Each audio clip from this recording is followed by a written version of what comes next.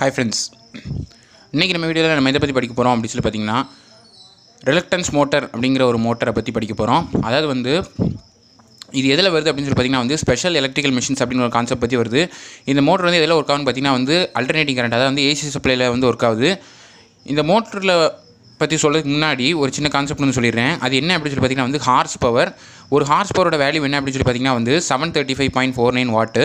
அதாவது இந்த ஹார்ஸ் பவரை கிலோ வாட்டில் எழுதுனா 0.735 எழுதிக்கலாம். இந்த ஹார்ஸ் பவர்னு ஒன்று எதுக்காக டிஃபைன் பண்ணுறாங்க அப்படின்னு சொல்லி பார்த்தீங்கன்னா, அதாவது தமிழ் எப்படி சொல்லுவாங்க பார்த்தீங்கன்னா குதிரை திறன் அப்படின்னு சொல்லுவாங்க. அதாவது ஒரு குதிரை இருக்குன்னு வச்சுக்கோங்களேன். அதில் நீங்கள் ஒரு குதிரை வண்டியில் நீங்கள் இந்த பின்னாடி உள்ள லோடை அது கனெக்ட் பண்ணி விட்டிங்கன்னா எவ்வளோ லோடு இருக்கோ அதை பொறுத்து அது வேகமாக இழுக்கும் இல்லையா? அது மெக்கானிக்கல் பவர்னு சொல்லுவாங்க பொதுவாக. அதே மாதிரி மோட்டரில் எவ்வளோ லோடு போட்டாலும் இது எந்த அளவுக்கு இழுக்குதுங்கிறத எலக்ட்ரிக்கல் பவரை அது ஹார்ஸ் பவர் அப்படின்னு சொல்கிறாங்க. இதோட ரெப்ரசன்டேஷன் ஹெச்பி அப்படின்னு போட்டுக்கலாம் டினோட் பண்ணுறது. இப்போ பொதுவாக பார்த்திங்கன்னா ஸ்பெஷல் எலக்ட்ரிக்கல் மிஷின்ஸ் எங்கெங்கே ஒர்க் ஆகுது அப்படின்னு பார்த்தீங்கன்னா recording, instrument, clock, timing device, இதில் எல்லாமே ஸ்பெஷல் எலக்ட்ரிக்கல் மிஷின்ஸ் ஒர்க் ஆகுது. ஸோ அதில் ஒரு டைப் தான் நம்ம ஃபர்ஸ்ட் டைப் என்ன பார்க்க போகிறோம் பார்த்தீங்கன்னா ரிலக்டன்ஸ் மோட்டர் பற்றி பார்க்க போகிறோம். ஸோ இந்த ரிலக்டன்ஸ் மோட்டரில் என்ன அப்படின்னு சொல்லி பார்த்தீங்கன்னா மெயினாக 2 பார்ட் இருக்குது.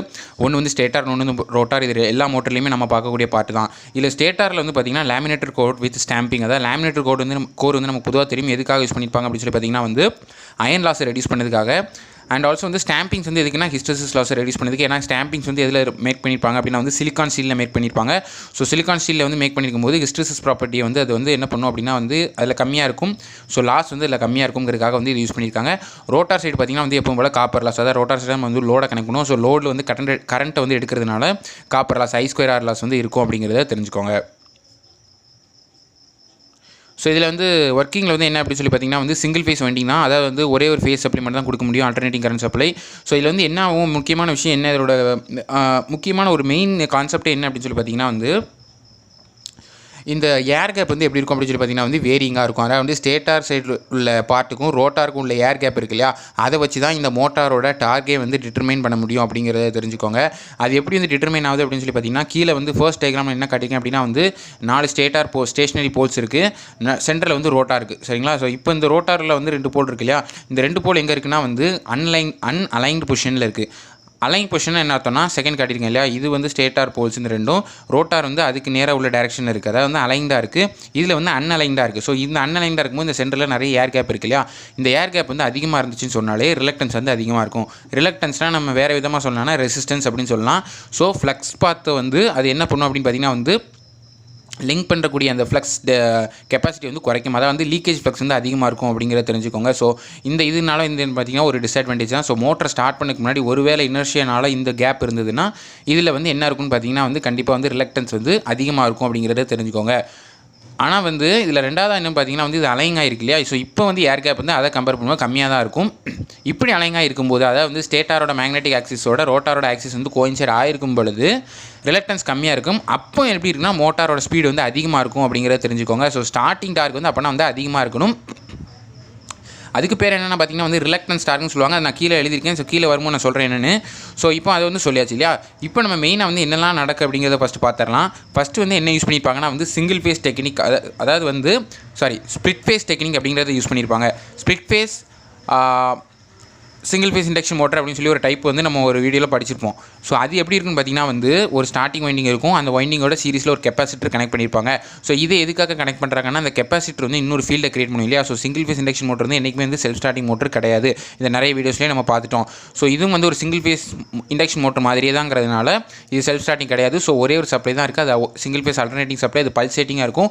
ஸோ இங்கே என்ன பண்ணுறாங்கன்னா இன்னொரு ஃபீல்டை கிரியேட் பண்ணதுக்காக ஒரு கெப்பாசிட்டரை கனெக்ட் பண்ணுறாங்க. அதை ஸ்ப்ளிட் ஃபேஸ் டெக்னிக் அப்படிங்கிறத யூஸ் பண்ணுறாங்க.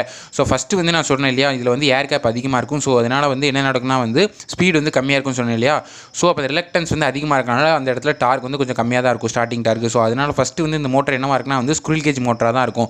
ஸ்குரில் கேஜ் மோட்டராக நமக்கு தெரியும் இண்டக்ஷன் மோட்டர். இண்டக்ஷன் மோட்டர்னா சின்க்ரனஸ் ஸ்பீடை விட கம்மியாக இருக்கும். அதாவது ஸ்டேட்டரில் உள்ள மேக்னெட்டிக் ஆக்சிஸோட ஸ்பீடுங்கிறது தான் சின்க்ரனஸ் ஸ்பீட். அந்த ஸ்பீடை விட ரோட்டாரோட ஸ்பீடு கம்மியாக தான் இருக்குங்கிறது தெரியும். இது நார்மலாக இண்டக்ஷன் மோட்டரில் உள்ளது. அதுவும் ஸ்குரில் கேஜ் இண்டக்ஷன் மோட்டர் இதை வச்சுக்கலாம். ஏன்னா ரோட்டாரோட பார் ஷார்ட் பண்ணியிருப்பாங்க அலுமினியம் பாரை வச்சு அப்படிங்கிறத தெரிஞ்சுக்கோங்க. இப்போ வந்து இப்போ இதில் தான் வந்து என்ன நடக்குது அப்படின்னு சொல்லி பார்த்தீங்கன்னா, இந்த மோட்டரோட ஏர் கேப் அதிகமாக இருந்த உடனே அது வந்து first squirrel cage induction motor இருக்குது. இந்த மோட்டர் வந்து எப்போ வந்து நம்ம சப்ளை கொடுத்து இந்த போல் வந்து இதோட லாக் ஆகுதோ, எப்போ அலைன் ஆகுதோ அப்போ ஒரு டார்க் கிரியேட் ஆகும். அப்போ வந்து என்னென்னு பார்த்தீங்கன்னா வந்து ரிலக்டன்ஸ் டார்க் அப்படின்னு சொல்லுவாங்க. இங்கே சொல்லியிருந்தேன் இல்லையா? ஸோ ரிலக்டன்ஸ் டார்க்னா வந்து என்ன அப்படின்னு சொல்லி பார்த்தீங்கன்னா வந்து மினிமம் ரிலக்டன்ஸ் இருக்கக்கூடிய ஒரு சிச்சுவேஷன் பேர் தான் ரிலக்டன்ஸ் டார்க்னு சொல்லுவாங்க. எப்போ மினிமம் ரிலக்டன்ஸ் வருதோ அப்போ வந்து டார்க் அதிகமாக இருக்கும். அது எப்படி வரும்னு பார்த்தீங்கன்னா, நார்மலாக மேக்னெட்டிக் ஃபீல்டில் ஒரு அயனை ப்ளேஸ் பண்ணிங்கன்னு சொன்னால் அந்த இடத்துல வந்து மேக்னெட்டிக் ஃபீல்டில் அதிகமாக க்ரியேட் ஆகும். ஸோ அந்த ஏர் கேப்பையும் தாண்டி நம்ம அதிக ஃப்ளக்ஸ் க்ரியேட் பண்ணி ஸோ தட் ரிலக்டன்ஸ் வந்து கம்மி பண்ணிடலாம். அப்போ டார்க் வந்து அதிகமாக இருக்கும் அப்படிங்கிறத தெரிஞ்சுக்கோங்க. ஸோ ஸ்டாண்ட் ஸ்டில் பொசிஷனில் மட்டும் நமக்கு என்னவாக இருக்குன்னா வந்து இந்த பிரச்சனை இருக்கும். அது என்ன பிரச்சனைனா ஸ்குரில் கேஜ் மோட்டராக இருக்கும். ஸோ எப்போ வந்து இந்த மேக்னெட்டிக் ஃபீல்டில் வந்து அயன் கோரோட ப்ராசஸ் வந்து ஸ்டார்ட் ஆகுதோ அப்போ இந்த மோட்டர் என்னவாக மாறும்னா சிங்க்ரனஸ் மோட்டராக மாறும் அப்படிங்கிறது தெரிஞ்சுக்கோங்க. ஸோ இதை கேட்கும்போது கொஞ்சம் ஆச்சரியமாக தான் இருக்கு இல்லையா அந்த மோட்டரை பார்க்கும்போது. ஏன்னா வந்து சிங்க்ரனஸ் மோட்டர் படிச்சிருப்போம், இண்டக்ஷன் மோட்டர் படிச்சிருப்போம். ஆனால் இந்த மோட்டர் வந்து ஸ்டார்டிங் கண்டிஷனில் இண்டக்ஷன் மோட்டராகவும் ரன் ஆனதுக்கப்புறம் என்னவா மாறுதுன்னா சிங்க்ரனஸ் மோட்டராக மாறுது இல்லையா? ஸோ இதான் இதோட ஸ்பெஷாலிட்டி அப்படிங்கிறது தெரிஞ்சுக்கோங்க. இதான் வந்து ரிலக்டன்ஸ் மோட்டர் அப்படின்னு சொல்லுவாங்க. இதோட ஸ்பெஷல் டார்க் பேர் தான் ரிலக்டன்ஸ் டார்க் இருக்கும்போது இது வந்து என்னவாக இருக்குன்னா வந்து மினிமமாக இருக்கும். ஆனால் அந்த மோட்டர் வந்து எப்பவுமே வந்து ஃப்ராக்ஷனல் கிலோவாட் மோட்டர் தான் இந்த மாதிரி ஸ்பெஷல் மிஷின்ஸ் எல்லாமே. ஸோ லோடு எவ்வளோ கம்மியாக இருக்கோ, எந்த அளவுக்கு லோட் கரண்ட் வந்து அதிகமாக கம்மியாக இது வந்து எடுக்குதோ அதை பொறுத்து இந்த மோட்டரோட எஃபிஷியன்சி நல்லா இருக்கும் அப்படிங்கிறது தெரிஞ்சுக்கோங்க. ஸோ எஃபிஷியன்சி வந்து பெரிய அளவுலலாம் இருக்காது இந்த மாதிரி வந்து ஸ்மால் கேஸான மோட்டரில். பட் எதுக்காக அப்படின்னா வந்து லோடு கம்மியான இடத்துல அல்லது வந்து இந்த கிளாக் மாதிரி இடங்களில் வந்து கிளாக் இருக்குல்ல அதெல்லாம் வந்து பெரிய லோடு கிடையாது. ஸோ இந்த மாதிரி இடங்களில் யூஸ் பண்ணுறதுக்காக தான் இந்த மாதிரி மோட்டர்லாம் யூஸ் பண்ணுறாங்க அப்படிங்கிறத தெரிஞ்சுக்கோங்க. ஸோ இதான் ஃப்ரெண்ட்ஸ் இந்த வீடியோ சொல்ல நினச்சேன். ஸோ வந்து நான் வந்து ஸ்பெஷல் மிஷின்ஸில் வந்து ஃபர்ஸ்ட் டைப் பற்றி ரிலக்டன்ஸ் மோட்டர் பற்றி எக்ஸ்பிளைன் பண்ணியிருக்கேன். இதோட அனாலிசிஸ் அடுத்தடுத்த டைப்ஸ் ஆஃப் மோட்டர் பற்றி அடுத்தடுத்த வீடியோஸ் நம்ம பார்க்கலாம். ஸோ இதில் ஏதாவது டவுட்ஸ் தான் வந்து கமெண்ட்ஸ் லீவ் பண்ணுங்கள். உங்களுக்கு வேறு என்ன மாதிரி வீடியோஸ் வேணுங்கிறது வந்து கமெண்ட்ஸ் லீவ் பண்ணுங்கள். உங்களுக்கான ரிவ்யூஸ் வந்து நம்ம சேனல் பற்றி ரிவ்யூஸ் வந்து கமெண்ட்ஸில் தெரியுங்க. ஸோ நாளைக்கு ஒரு வீடியோவில் உங்களை பார்க்குறேன். அதுவரை தேங்க்யூ ஃபார் வாட்சிங்.